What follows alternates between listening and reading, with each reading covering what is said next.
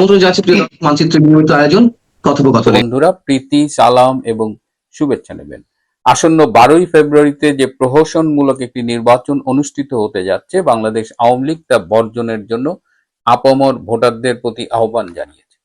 কিন্তু প্রবাসে অধিকাংশ ভোটারই এই নির্বাচন বর্জন করেছে। মাত্র 3% প্রবাসী ভোটার পোস্টাল ব্যালটে ভোট দিয়েছেন, বাকি 97%ই দেয়নি। কেন এই অনুপস্থিতি? এটি কি স্রেফ কাকতালীয়, কারিগরি ব্যর্থতা, নাকি এর মধ্য দিয়ে আওয়ামী লীগের বর্জনের পাশাপাশি প্রবাসী ভোটাররাও একটি রাজনৈতিক বার্তা দিয়েছে? আপনারা জানেন যে দেশের বাইরে প্রায় 1.5 কোটি এলিজেবল ভোটার রয়েছে। যদি একটু কনজারভেটিভ এস্টিমেট করি যে কমপক্ষে 1 কোটি ভোটার রয়েছে বাংলাদেশের বাইরে, যারা পোস্টাল ব্যালটের মাধ্যমে চাইলে ভোট দিতে পারত। কিন্তু আমরা দেখলাম যে মাত্র 7,67,188টা ব্যালট 123টা দেশে অবস্থানরত প্রবাসীদের কাছে পাঠানো হয়েছে, কারণ তারা ভোটার হিসেবে নিবন্ধন করেছিল। এই 7,67,188টা ব্যালটের মধ্যে আবার 12,170টা ব্যালট তার গন্তব্যে অর্থাৎ ভোটারের ঠিকানায় পৌঁছায়নি। এই যে 12,170টি ব্যালট পেপার নষ্ট হলো, ভোটারের কাছে পৌঁছলো না, এর জন্য গচ্চা গেল 85,19,000 টাকা। যারা ব্যালট পেপার পেয়েছেন তারা হলেন 7,55,018 জন।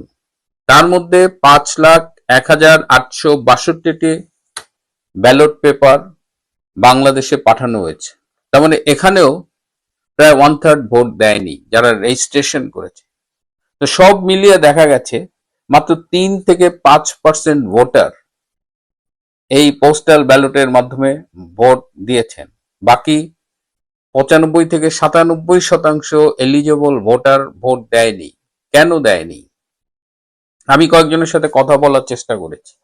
অনেকেই বলেছেন যে তারা ডক্টর ইউনূসের অধীনে একটা ফ্রি অ্যান্ড ফেয়ার ইলেকশন হবে এটা বিশ্বাস করেননি। আবার ভোটার হিসেবে রেজিস্ট্রেশন করেছেন, ব্যালট পেপার পেয়েছেন, কিন্তু ভোট দেয়নি। এরকম কয়েকজন আমাকে জানিয়েছেন যে তারা শেষ পর্যন্ত ভেবেছিল যে এটা একটা ইনক্লুসিভ নির্বাচন হবে এবং এখানে আওয়ামী লীগও পার্টিসিপেট করবে। যেহেতু আওয়ামী লীগ পার্টিসিপেট করেনি, তারা নো ভোট নো ভোট। এবং এই ব্যালট পেপারটা নিয়েও সমালোচনা হয়েছে, বিশেষ করে গণভোটের যে ব্যালট পেপার তাতে কোনো সিরিয়াল নাম্বার নেই।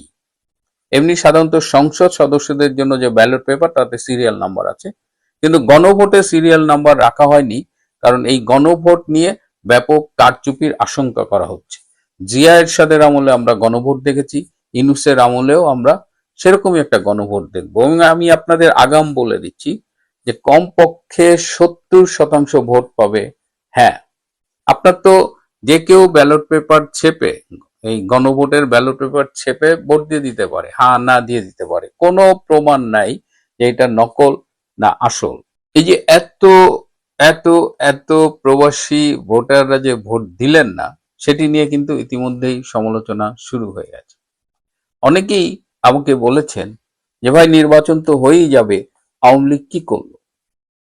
যারা আমাকে এই প্রশ্নটি করেন আমি তাদের জন্য বলছি যে আওয়ামী লীগ এই আসন্ন প্রহসনমূলক নির্বাচনকে কেন্দ্র করে একটি শান্তিপূর্ণ কর্মসূচির ডাক দিয়েছে। অর্থাৎ আপনি এই ভোটটি বর্জন করবেন, আপনি ভোট দেবেন না। মনে রাখবেন, ভোট দেওয়া যেমন আপনার অধিকার, ভোট না দেওয়াটাও আপনার সেম অধিকার। সুতরাং আপনি ভোট দিতে যাবেন না। আপনি ভোট দেন বা না দেন, মনে রাখবেন যে এই নির্বাচনে 55% ভোটার ভোট দিয়েছে, এটি ইউনূসের প্রশাসনের পক্ষ থেকে বলা হবে। এবং এই 55%টা আমি কোথায় পেলাম? ইউনূসের একজন উপদেষ্টা ইতিমধ্যেই বলেছেন যে তারা আশা করছেন 55% ভোটার ভোট দেবে। 55% বলার কারণ হলো আওয়ামী ভোট সাধারণত 40 থেকে 50% বলে ধারণা করা হয়। যেহেতু আওয়ামী লীগ বর্জনের ডাক দিয়েছে, তারা একটা হিসাব করে গোজামিল দিয়ে আমাদের আগেই বলে দিয়েছে। আমার কথা হলো যে আগের থেকে উনি কি করে জানলো 55% ভোট কাস্ট হবে? তার মানে সবকিছু প্রি প্ল্যান্ড। কে কোন ভোট পাবে, কিভাবে পাবে, অ্যাটলিস্ট ভোটার কত পার্সেন্ট কাস্ট দেখাবে, এটা নিয়ে তারা হোমওয়ার্ক করে রেখেছে এবং প্ল্যান বাস্তবায়ন শুধু বাকি। এখন কথা হলো যে আওয়ামী লীগ যে ভোট বর্জন করতে বলেছে, আমার আপনার দায়িত্ব তাহলে কি? আমরা যদি আশা করি আওয়ামী লীগ কিছু করবে, তাহলে আমাদের দায়িত্ব হলো ভোট বর্জন করা। এবং আমরা ভোট বর্জন করলে কি হবে, যদি ভোটার টার্ন আউট বা ভোট প্রদানের হার যতই কারচুপি করুক, যদি এটা কম থাকে, এটা যদি 15-20% মধ্যে থাকে, তাহলে আন্তর্জাতিকভাবে এমনি এই নির্বাচন নিয়ে বিতর্ক হচ্ছে, সমালোচনা হচ্ছে, তখন আরো গ্রহণযোগ্যতা হারাবে। সুতরাং ইজ ভেরি ইম্পর্টেন্ট যে আমরা ভোট কেন্দ্রে যাব না। কেউ কেউ বলছেন যে ভাই আমাদের তো ভয় ভীতি দেখাতে পারে, আমাদের তো অনেক রকমের হিসাব থাকে, তো আমরা যদি যেতে বাধ্য হই কি করব? সেক্ষেত্রে স্পষ্ট নির্দেশনা হলো যে গণভোটে না ভোট দিতে হবে এবং ব্যালটে যে কাউকে ভোট দিবেন জামাত এবং বিএনপি ছাড়া। এবং আপনি চাইলেও একাধিক লোককে ভোট দিয়ে ব্যালট পেপারটা নষ্ট করতে পারেন। আপনি আপনার কাজটুকু করেন, আমি আমার কাজটুকু করি, আমরা ভোট বর্জন করি, আমরা ভোট দিতে যাব না। যদি কেউ কেউ বাধ্য হয় তাহলে ওই না ভোট এবং বাকি ভোটটা বিএনপি এবং জামাতের বাইরে অন্য কাউকে দেবেন। যে ব্যালটে নৌকা নাই সেই ব্যালটে ভোট দিতে যাবার কোনো প্রয়োজন নেই। একটা ন্যারেটিভ কিন্তু খুব পরিকল্পিতভাবে ছড়ানো হচ্ছে যে গত 17 মাস বিএনপি তৃণমূলে আওয়ামী লীগের নেতাকর্মীর উপর যে পরিমাণ অত্যাচার করেছে, তাতে তারা কিছুতেই বিএনপিকে ভোট দেবে না, তারা জামাতকে ভোট দেবে। এইটা কিন্তু যতটা না সত্যি, তার চেয়ে অনেক বেশি হলো অপপ্রচার। আপনি বিএনপিকে ভোট দেবেন না, যে বিএনপি 17-18 মাস যে টর্চার করেছে, নির্যাতন করেছে, মিথ্যা মামলা দিয়েছে, এগুলো everything is fine, but it doesn't justify যে আপনি জামাতকে ভোট দেবেন। যে কারণে বলা হচ্ছে যে আপনি জামাতকে ভোট দেবেন না, বিএনপিকেও দিবেন না, আপনি অন্য কাউকে দেন। তবে শেষ কথা হলো যে কোনো অবস্থায় জামাতকে ভোট দেওয়া যাবে না। আপনারা, আমি এর আগের ইমিডিয়েট এপিসোডে দেখিয়েছি জামাত কিভাবে টাকা দিয়ে ভোট কিনছে। আমি আরেকটা ছোট্ট ক্লিপ দেখাই, যে দেখেন তারা কিভাবে সাধারণ মানুষজনকে ধর্মের নামে, আল্লাহর নামে প্রতারণা করছে। এবং এই ভিডিওতে দেখেন যে পরকালে নাকি এই ভোটের ভিডিও দেখানো হবে। তারপরে হাত দিয়ে দাঁড়িপাল্লায় ঠিক দিব না, কোনটাতে ঠিক দিব, এটা কিন্তু আল্লাহ রেকর্ড করে রাখছে এবং ওই ভিডিওটা কিয়ামতের দিন দেখাবে। প্রিয় বন্ধুরা, শেষে আবারও অনুরোধ করছি, নো ভোট নো ভোট। আসুন আমরা এই 12ই ফেব্রুয়ারির নির্বাচনকে বর্জন করি। আপনি যদি মনে করেন যে আপনি গণভোটে গিয়ে না ভোট দেবেন, আপনি ভোট দেন না দেন, গণভোটের ভোট তারা জালিয়াতি করবেই। নোবেল বিজয়ী তাহলে এরকম সাজানো নির্বাচনের অনুমতি দিয়েছেন, আর তারই ইলেকশন কমিশন যোগ্যতার বদলে দলীয় আনুগত্যকেই পর্যবেক্ষক হওয়ার মাপকাঠি বানিয়েছে। বাকি পর্যবেক্ষকেরাও যে বিশেষ প্ল্যানের অংশ হিসেবে নিবন্ধিত হয়েছে তা এখন বলাই যায়। নয়তো পর্যবেক্ষণের নামে ভোট কেন্দ্র দখলের লাইসেন্স বিলি করা হচ্ছে কার ইশারায়? আসসালামু আলাইকুম, স্বাগত লিডস নিউজে। সম্মানিত দর্শক, একটা চমৎকার খবর দিয়ে শুরু করি। আসন্ন নির্বাচনে, যেটা 12 ফেব্রুয়ারি হতে যাচ্ছে, সেই নির্বাচনে ভোট কেন্দ্রে ঢুকতে এবার লাইসেন্স লাগবে না কতিপয় নাম সর্বস্ব এনজিওর। ব্যাপারটা দারুণ না? কেন এই কথাটা বললাম? যাদের কোনো অফিস নেই, কর্মী নেই, যথাযথ প্রশিক্ষণ নেই, তাদের হাতেই এবার তুলে দেওয়া হয়েছে আগামী 12 ফেব্রুয়ারি নির্বাচনের ভোট কেন্দ্রের দরজা খোলার চাবি। নামটা মনে রাখুন, people's association for social advancement, সংক্ষেপে পাসা। এই সংস্থার সব খবর পড়ে জেনে নিশ্চিত হওয়া যাচ্ছে আসন্ন নির্বাচনে পর্যবেক্ষণের নামে চলছে ভোট কেন্দ্র দখলের বৈধ আয়োজন। আর এই বৈধতার সিলমোহর দিচ্ছে নোবেল জয়ীর তুরুপের তাস প্রতিষ্ঠান, যারা ইউনিক নির্বাচন আয়োজনের দায়িত্ব নিয়েছে, জাতিকে সকাল বিকাল আশ্বস্ত করছে ঐতিহাসিক নির্বাচন করবে, অর্থাৎ নির্বাচন কমিশন। কিন্তু অনুসন্ধানী সাংবাদিক ভেতরের বেড়াল বের করে আনলে, বেশ কিছু দুর্নীতি ও নিয়মের প্রশ্ন তুললে, দায়িত্বপ্রাপ্ত ইসির সচিব কোনো দায় স্বীকার না করে, কোনো প্রতিকারের ব্যবস্থা না করে, প্রতিশ্রুতি না দিয়ে অবলীলায় বললেন, আপনি তথ্য দেন, আমরা ব্যবস্থা নেব। প্রশ্ন কি করা যায়, আপনার কাজটা তাহলে কি? দর্শক, এই ভিডিওতে বলবো কিভাবে ইউনিক নির্বাচন আসলে হয়ে উঠছে ইলেকশন ইঞ্জিনিয়ারিং এর ওপেন লাইসেন্স। আগেই বলেছি, পাশা একটি অখ্যাত এনজিও, কাগজে কলমে নিবন্ধিত, তবে বাস্তবে প্রায় অস্তিত্বহীন। এর কোনো অফিস নেই। হবিগঞ্জের চুনারুঘাট উপজেলার বরমপুর গ্রামে সংস্থার নির্বাহী পরিচালক সৈয়দ হুমায়ুন কবিরের নিজের বাসার একটি কক্ষই নাকি এই সংস্থার অফিস। বাসার বাইরে সাইনবোর্ড আছে, কিন্তু মূল ফটকে সবসময় তালা ঝোলে। অনুসন্ধানকালে বাসার ভেতরে বাইরে জনমানুষের উপস্থিতি টের পাওয়া যায়নি। নাম সর্বস্ব বললেও এই সংস্থাকে কম বলা হয়, কিন্তু তারাই এবার অর্থাৎ আসন্ন সংসদ নির্বাচন এবং গণভোটে 10,559 জন পর্যবেক্ষক দিচ্ছে, যেখানে এবার মোট দেশি পর্যবেক্ষকের সংখ্যা 55,454 জন। এটা ইসির সূত্র। এর মধ্যে শুধু পাশারই রয়েছে প্রায় 19% সদস্য বা তাদের পর্যবেক্ষক। ভাবুন একবার, যদি সবচেয়ে বড় সংস্থার অবস্থাটা এই হয়, তাহলে বাকিদের অবস্থা কি? এটি নিয়ে খুব গবেষণার প্রয়োজন নেই। দৈনিক প্রথম আলোর অনুসন্ধান বলছে, পাশার নিজস্ব কোনো কর্মী নেই, তবু তারা পেয়েছে 127টি আসনে পর্যবেক্ষণ করার অনুমোদন।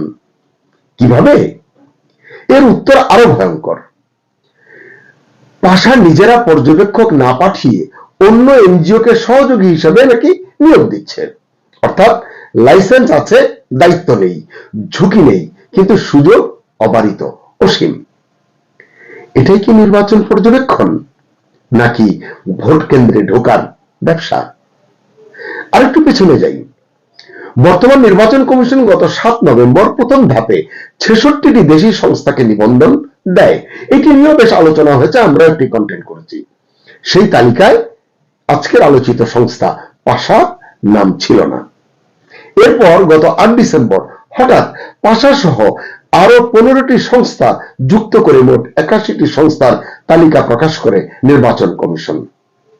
প্রশ্ন হলো, এই এক মাসে কি এমন হলো, কি এমন বদলে গেল, কি এমন যোগ্যতা জন্ম নিল পাশার? কার প্রতিভার পরশমণির ছোঁয়ায় প্রাথমিক তালিকায় না থেকেও মূল তালিকায় সরাসরি ওয়াইল্ড কার্ড এন্ট্রি নিল পাশা? কে তিনি? কোন উপদেষ্টা, নাকি কোন রাজনৈতিক দল, নাকি খোদ ইলেকশন কমিশন?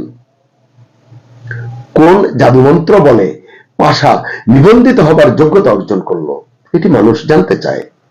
এজন্য কি শুধু ব্যক্তি বা প্রতিষ্ঠানের প্রভাবই কাজ করেছে, নাকি নগদ নারায়ণই সবকিছু আমল বদলে দিয়েছে? এই নগদ নারায়ণের জোগাড় যন্ত্রটা কারা করলো? কোন বিশেষ দল? সমাজসেবা অধিদপ্তরের কাগজ বলছে, পাশার কর্মসূচির যে সীমানা বৃত্ত হলো বৃক্ষরোপণ কর্মসূচি, যৌতুক বিরোধী আন্দোলন, বিনামূল্যে শিক্ষা উপকরণ বিতরণ ইত্যাদি ইত্যাদি। কিন্তু বাস্তবতা, 1993 সালে নিবন্ধন নেয় পাশা। তারপর থেকে আজ অব্দি সংস্থার কার্যকরী কমিটি অনুমোদনের জন্য আবেদন করা হয়নি। নেই এনজিও ব্যুরোর অনুমোদন। ক্ষুদ্র ঋণ নিয়ে কাজ করার বৈধতাও নাকি নেই, বরং আছে ভয়ঙ্কর কিছু অতীত। কি সেগুলো? দু একটি বলি। একবার আগে হবিগঞ্জ শহরে নারীদের চাকরি দেওয়ার নামে বেশ কিছু আয়োজন করেছিল, তখন অভিযোগ উঠেছিল পাশার বিরুদ্ধে।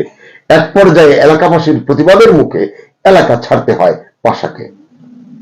2001 সালের জাতীয় নির্বাচনে 500 এবং 1000 টাকায় পর্যবেক্ষক কার্ড বিক্রি করেছে এমন অভিযোগ রয়েছে এই সংস্থার বিরুদ্ধে। আর এবার নির্বাহী পরিচালক নিজেই স্বীকার করছেন, সৈয়দ হুমায়ুন কবির বলছেন পর্যবেক্ষকদের কারো প্রশিক্ষণ নেই, মানে এই যে 10,000 সামথিং যারা 10,500 মতো কারো প্রশিক্ষণ নেই, শুধু এদের যারা দলনেতা থাকবেন তাদের ট্রেনিং দেওয়া হবে। বুঝুন অবস্থা। তাহলে কি প্রশ্ন করতে পারি এরা ভোট কেন্দ্রে গিয়ে আসলে কি করবে, এদের কাজটা কি হবে সেখানে? আচ্ছা সত্যিটা বলুন তো কেউ, এরা কি কোনো বিশেষ দলের গোপন এজেন্ট, বিশেষভাবে প্রশিক্ষিত, মানে এই নজরদারির বাইরে তারা অন্য কাজ করবে? ভোটের দিন এরা সহজেই ঢুকতে পারবে ভোট কেন্দ্রে, গোপন কক্ষ ছাড়া সব জায়গায় যেতে পারবে এটা বলা হচ্ছে, কিন্তু যদি গোপন কক্ষেও যায় ধরবে কে, আটকাবে কে, তাদেরকে বাধা দেবে কে, এটি নিয়ে প্রশ্ন তুলবে কে, প্রশ্ন শুনবে কে? এবং এরা থাকতে পারবে ভোট গণনার সময়ও, অর্থাৎ মেটিকুলাস ডিজাইন এবার এই লেভেলেও কাজ করছে বলে মনে করছেন অনেকে। দর্শক, আপনার মনে কি প্রশ্ন থাকছে না এদেরকে কারা দেয় এই ক্ষমতা, কারা দিয়েছে? সহজ উত্তর হলো নির্বাচন কমিশন। কিন্তু এদের নিবন্ধন রহস্যের জট কমিশন কিন্তু খোলে না। প্রথম আলোর সাংবাদিকের অনুসন্ধানে এত বড় অনিয়ম ও দুর্নীতির খবর প্রকাশের পরও কমিশন এ ধরনের অযোগ্য প্রতিষ্ঠানের নিবন্ধন বাতিল করে না, প্রয়োজনীয় পদক্ষেপ নেয় না। উল্টো ইসি সচিবালয়ের জ্যেষ্ঠ সচিব আক্তার আহমেদ বলেন, আপনি তথ্য দেন, আমরা ব্যবস্থা নেব। অবিশ্বাস্য। তাহলে এই বিশাল কমিশন, বিশাল বাজেট, এত এত ক্ষমতা সব কিসের জন্য? সাংবাদিক অনুসন্ধান করবে আর কমিশন বসে থাকবে? পাবলিকের ট্যাক্সের টাকায় বেতন এবং সুযোগ সুবিধা নেবে? সুশাসনের জন্য নাগরিক সুজনের বদিউল আলম মজুমদার বলেছেন, ইসি যথাযথ যাচাই করেনি, পক্ষপাত দুষ্ট সংস্থাকেও তারা অনুমতি দিয়েছে, মানে নিবন্ধনের যে পর্যবেক্ষণের জন্য। এটা ইসির সক্ষমতার ইতিবাচক প্রতিফলন নয় বলেছেন বটে, কিন্তু কণ্ঠ যেন ম্রিয়মান। আগে যেমন এই ধরনের ত্রুটি দেখলে টেলিভিশনে জ্বলে উঠতেন, অনেকটা যুদ্ধের মতো ডাক দিতেন, আর এবার বা এখন ভাবখানা অনেকটা এরকম, আমি আপত্তি জানিয়ে রাখলাম, তোমরা নির্বাচনটা সেরে ফেলো, পরে আবার কথা হবে। এই নীরবতাই সবচেয়ে বিপজ্জনক। তাই দেশের মানুষ জানতে চায় এর পেছনের রাজনীতিটি কি, সমীকরণটি কি? কোন বিশেষ দলের প্রতি কি দায়বদ্ধ গোটা ব্যবস্থা? এর নামই কি ইউনিক নির্বাচন, ঐতিহাসিক নির্বাচন? এজন্যই নির্বাচনের অনেক আগে প্রধান উপদেষ্টা বলে দিতে পারেন নির্বাচনে কয়েকজন তরুণ নেতা বিজয়ী হবেন। কারা কারা হবেন সেটিও তো তিনি জানেন। কেউ কেউ মন্ত্রী হবেন এমনটাও তিনি কাজ করতে পারেন বা বলতে পারেন। প্রশ্ন হচ্ছে, ষড়যন্ত্রের অংশ না হলে কিভাবে এসব বলা সম্ভব? অতীতে এমন ইতিহাস আছে, কিন্তু পর্যবেক্ষণের নামে কারা যেন ঢুকেছে ভোট কেন্দ্রে, শেষ পর্যন্ত তারাই ঠিক করেছে নির্বাচনের ফলাফল। এবারও কি তাই হতে যাচ্ছে? এই পরিবর্তিত অবস্থায় সেটা কেন হবে? নাকি আগের চেয়েও আরো মানে দ্বিগুণ তিনগুণ বা অনেক গুণ বেশি কৌশল প্রয়োগ করা হচ্ছে কারচুপির জন্য, ইলেকশন ইঞ্জিনিয়ারিং এর জন্য? নোবেল বিজয়ী তাহলে এরকম সাজানো নির্বাচনের অনুমতি দিয়েছেন, আর তারই ইলেকশন কমিশন যোগ্যতার বদলে দলীয় আনুগত্যকেই পর্যবেক্ষক হওয়ার মাপকাঠি বানিয়েছে। পাশার গল্পেই সব ঘটনা শেষ এমনটা মনে করছেন? এমন ভাববার কোনো কারণ নেই। বাকি পর্যবেক্ষকেরাও যে বিশেষ প্ল্যানের অংশ হিসেবে নিবন্ধিত হয়েছে তা এখন বলাই যায়। আমার ভাবতে অবাক লাগে, বীর মুক্তিযোদ্ধা সাবেক প্রধান নির্বাচন কমিশনার নুরুল হুদার দুর্গতি এবং জিল্লতি চোখে দেখার পরও কেউ শিক্ষা নিল না। আফসোস।